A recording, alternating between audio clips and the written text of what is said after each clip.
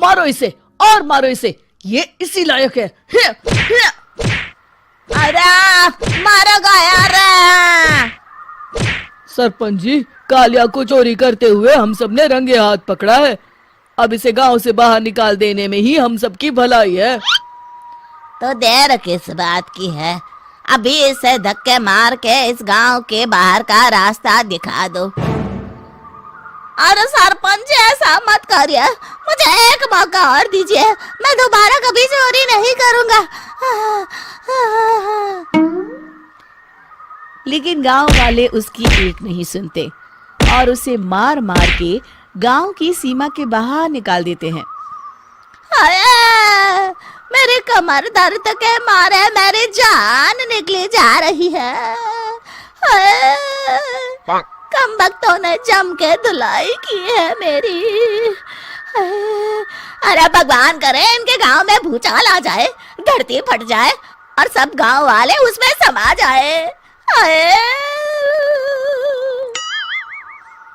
चलते चलते कालिया जंगल में पहुंच जाता है। उसे वहां एक प्रयोगशाला दिखाई देती है।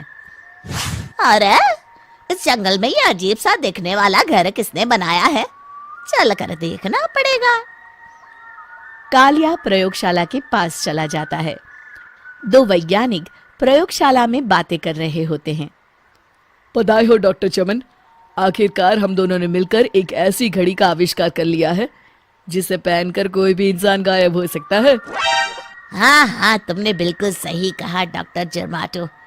अब कल सुबह ही हम इस जंगल से निकल जाएंगे, लेकिन उससे पहले आज रात के खाने का बंदोबस्त करते हैं। हाँ, मुझे तो बड़ी जोरों से भूख लगी है, चलो चलते हैं। दोनों वैज्ञानिक वहां से चले जाते हैं। उनके जाते ही कालिया प्रयोगशाला में दाखिल होता है। अच्छा तो ये बात है।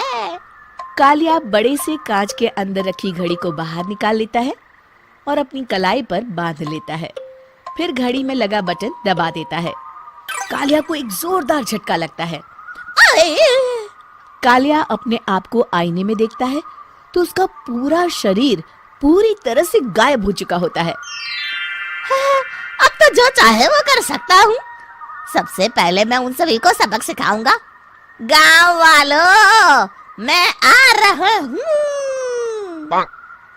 कालिया गांव की ओर चल पड़ता है। थोड़ी देर के बाद दोनों वैज्ञानिक वहां आते हैं। अरे ये क्या, लगता है कोई हमारी घड़ी चुरा कर ले गया है। ये देखो पैरों के निशान। अब क्या होगा, अगर वो घड़ी किसी गलत हाथों में पड़ गई तो अनर्थ हो जाएगा। तुम चिंता मत करो, हमारी घड़ी में जो बैटरी लगी है ना, वो सिर्फ 24 घंटे चलेगी। उसके बाद वो घड़ी काम करना बंद कर देगी। उधर दूसरी तरफ गांव में सरपंच अपने घर में सो रहा होता है। तभी एक आहट से उसकी नींद खुल जाती है। अरे कौन है वहाँ? बड़े मजे से सो रहा है, आज मैं तुझे नहीं छोड़ूंगा। कालिया पास में पड़ा डंडा उठाकर सरपंच की पिटाई शुरू कर देता है। ये ले, ये ले, तू इसी लायक है, ले। आप मर गए। अरे ये क्या हो रहा है? अरे कोई बचाओ मुझे, मेरे घर में भूत आ गया है। सही कहा, मैं भूत ही तो हूँ, ये ले। अरे भूत जी, मैंने आपका क्या बिगाड़ा है, मुझे छोड़ दीजिए। आपको क्या चाहिए? तेरे घर में जितना भी पैसा है ना, मुझे ला कर दे दे, तब मैं तुझे छोड़ दूंगा और यहाँ से चला जाऊंगा। सरपंच अपनी तिजोरी से पैसे निकालकर एक बड़े कपड़े में बांधकर जमीन पर रख देता है और कालिया वो सारा पैसा लेकर वहां से चला जाता है। दूसरी तरफ जमींदार गांव के चौराहे पर खड़ा कुछ लोगों से बात कर रहा होता है। इस कमीने जमींदार ने भी मुझे बहुत पीटा था, इससे भी बदला लेना तो बनता है। हाँ? जमींदार अचानक अपने आप को चांटे मारने लगता है। अरे भाई ये क्या हो रहा है?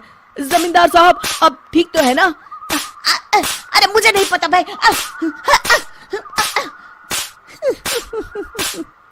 अरे मर गए रे, ये तो पक्का किसी भूत प्रेत का काम है।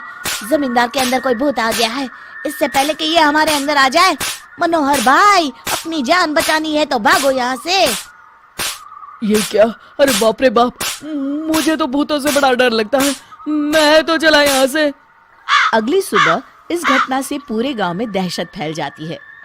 सभी गांव वाले आपस में बात करने लगते हैं। अरे भाई, पता नहीं कहाँ से हमारे गांव में एक भूत आ गया है। उसने कल रात को सरपंच और जमींदार की खूब पिटाई की और उनके सारे पैसे भी लेकर चला गया। हाँ भाई हाँ, ये भूत तो मुझे बड़ा अजीब लगता है। मेरी समझ में नहीं आता कि भूत उन पैसों का करेगा क्या। अरे तेल में पकोड़े बना के तलेगा बेवकूफ। इस बात की चिंता करके कहीं वो भूत हमारे घर में ना आ जाए। तुम बिल्कुल सही कह रहे हो आर्या, मैं भी इसी बात से घबरा रहा हूँ। अच्छा, अब मैं अपने घर जा रहा हूँ। तुम सब भी अपने अपने घर चले जाओ। उस भूत का कोई भरोसा नहीं है। हाँ। तीनों वहां से चले जाते हैं। दूसरी तरफ कालिया सारे पैसों को एक खंडर में छुपा देता है। इतने सारे रुपए तो मैंने अपनी पूरी जिंदगी में एक साथ कभी नहीं देखे।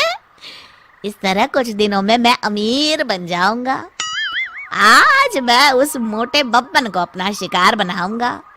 सुना है दहेज में बहुत सारे पैसे और गहने मिले हैं उसे।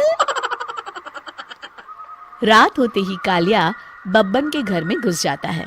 हाँ, मिल गई तिजोरी। अब जल्दी से इसे खोलकर सारे पैसे निकाल लेता हूँ। अरे खुल जा खुल जा। खुल गई।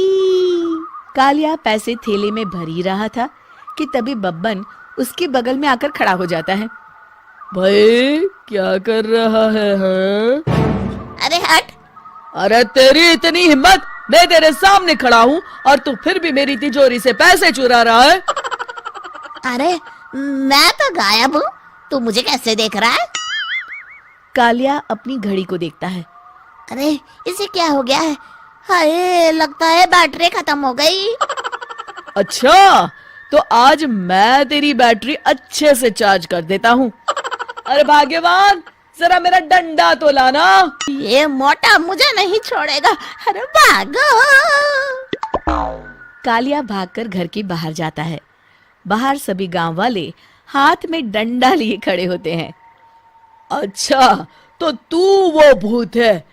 मुझे माफ कर दीजिए सरपंच जी, मैं आपके और जमींदार जी के सारे पैसे लौटा दूंगा और आज ही हमेशा के लिए ये गांव छोड़कर चला जाऊंगा। शिक्षा: बुराई ज्यादा दिन की मेहमान नहीं होती, एक दिन उसका अंत हो ही जाता है।